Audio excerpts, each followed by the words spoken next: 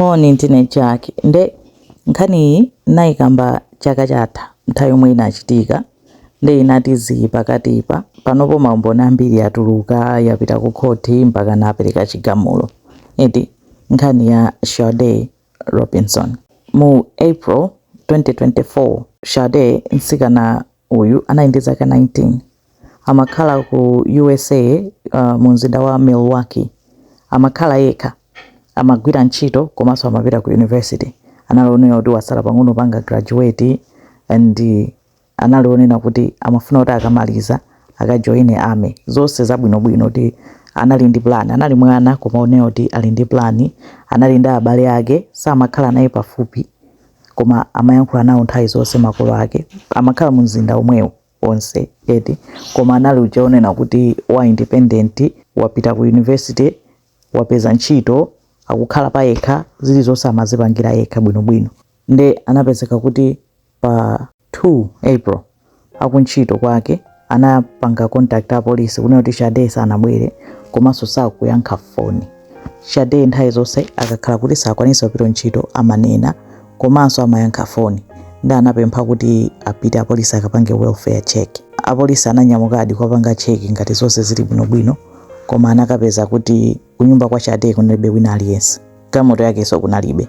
Nde apolisi anapitiriza kuyang'ana komanso akuntchito anayimbira foni mai yake kwa zoti Shade sanabwere kuntchito komanso sitikudziwa kuti ali kuti. Amayi ake nda amadabwera Shade sanabwere chifukwa chino kuti day before pa 1 April analata yankhula nawo bwinobwino zabwinobwino kuti tsiku labwino yana anapanga FaceTime atayankhulana bwinobwino panalibe vuto lina lililonse. Nde anatutumuka eti kuti ati Shade wasowa. Kenako nthawi yomweyo nkumamvanso maripoti kuti mumtsinje kwina kwake apeza mwendo wa munthu. Nde inali nkhani kuti mwendo kwapezeka mwendo. Mwendo unali wa munthu wokuda. Nde anakhala nomafufuza kuti mwendo ndi wandani ndipo wataya kumeneko ndani. Kuntaya kwina kwake mbali inanso anthu enanso anapezanso chiwalo china chidali kumadabwa kuti munthu uyu ndi ndani, mutu wake panalibepo. Nde zinayizovuta kuti achita identify koma kwinako akuti Shade wasowa. Ndi anthu anamba musakasaka Shade. Zinayizoopsa chifukwa choti wani mwana wasowa koma akuti papezeka ziwalo koma za munthu wokuda madera osiyana. Ndi amafufuza ena akupanganso ma DNA testing kuti aone kuti ziwalo ziyanza ndani. After about 9 days mpamene amazalengeza kuti achipatala apeza kuti DNA ya mwendo omwe wapeza uli consistent ndi DNA ya Shade and anapanga conclude kuti anali Shade. Nanga DNA anayuzaso ya mai yake abale yake chanchani kuti aone kuti mwendo ndi anthu amodzi mpamene anadziwira kuti basi Shade kulibe. Ndi zinayizoopsa kwambiri kuti chachitika nchani Shade. Ndi anamba kufufuza polisi. Nde ubwino wake Shade anali ndi application pa phone. Pali application ina yake amaichita kuti Life 360. Ndionena kuti ukayichita download nkuika ma details ako imaonesa kwina kulikonse kumwe kupita, imakhala pa phone eti kulikonse kumwe kutapite phone imapezeka kuti manena imasonyeza kuti wapita uku. Ndi anthu amatha machita na track matha kukhala kagulu family kuti onse adziyika pamene pachapa kuti osali pa Life 360 umaona kulikonse kumwe munthu watani wapita imanena. Ndi anali ndi application imene yoyo. Nde apolisi anatha kuipanga track kuti aone kuti Shade analowera kuti mpamene anaona kuti Shade anapita ku nyumba kwa mzibambo wina wake. Mzibambo wake kukhala bambo uyu dzina lake Maxwell Anderson.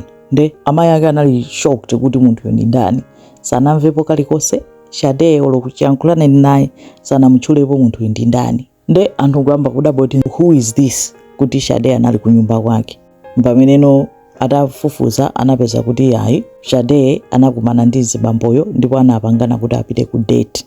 Kanali koyamba kupita ku date naye. Anatsata ma location amene apuicha imaonesa pomwe anapita.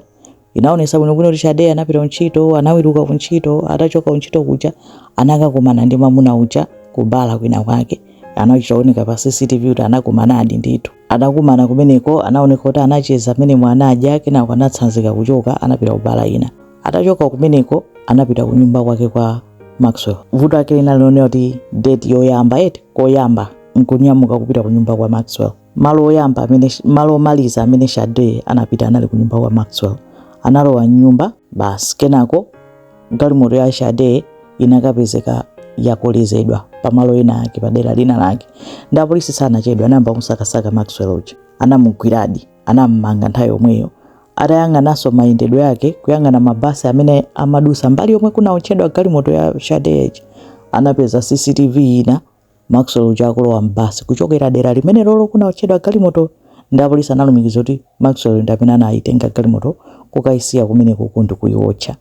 Anapanga conclude kunena kuti atapita nyumba mwake usiku ku date, Maxwell anamupha kaya chinachitika nchani nkumudula ziwalo zake nkukazitaya madera osiyanasiyana. Ziwalo zina mpaka pano sanazipeze. Maxwell anakanitsitsa ndipo amakanabe kuti iye sanapange kalikonse. Koma apolisi atachita cheki pa mattress anapeza pali magazi, makoma anapeza muli magazi. Nde nthawi yonseyi anali akudikirira akuchita gather information fasa anamutulutse. Timu yake ya Maxwell ya maloya inayesesa kuti iye ndi munthu wabwinobwino, amagwira ntchito, anthu akudziwa pomwe amakhala chani kuti mumpase bail. Anakana nero crime iyi ndi yopsa kwambiri. Anamusunga mundende nthawi yonseyi mpaka na milandu inabwerera ku court. Mpaka Maxwell akutilimbikira kuti iye sanapange chiwembu, andiye china chilichonse chinathera mnyumba mwake. Mpaka pano ziwalo zina za Shade zinapezeke, zinangopezeka ndi zokhazo, koma court lampeza Maxwell olakwa ndipo amupanga sentence kuti akhale moyo wake wonse mu prison. Imeneyo ndikanimvesa isoni ya Shade naikamba inali update chabe kunena kuti zibambo uja ampeza olakwa ngakhale akunenetsa kuti iye sanapange, koma evidence yonse yachita point kwa iyeyo. Kani yopsa kwambiri kungubwerezanso pachate manena kuti munthu ungo osamudziwa osakamulowera nyumba, munthu sudziwika kuti munthu ngotani. Chifukwa atachita check background yake so ya Maxwell anapeza kuti ndi munthu oti amakhala m'mavuto pafupi kumenya anthu. Abale yake amene kunena kuti wapezeka olakwa kangapo konse timilandu tamayina koma ta violence tokatoka eti. Nde anapeza kuti anakhala ngati wakalowa kunyumba kwa munthu wopsa kwambiri. Imeneyo ndikanimvesa isoni kwambiri ya Shade Robinson. Zikomo kwambiri. I am a man of God and I try to do, learn forgiveness, but I can't get past this.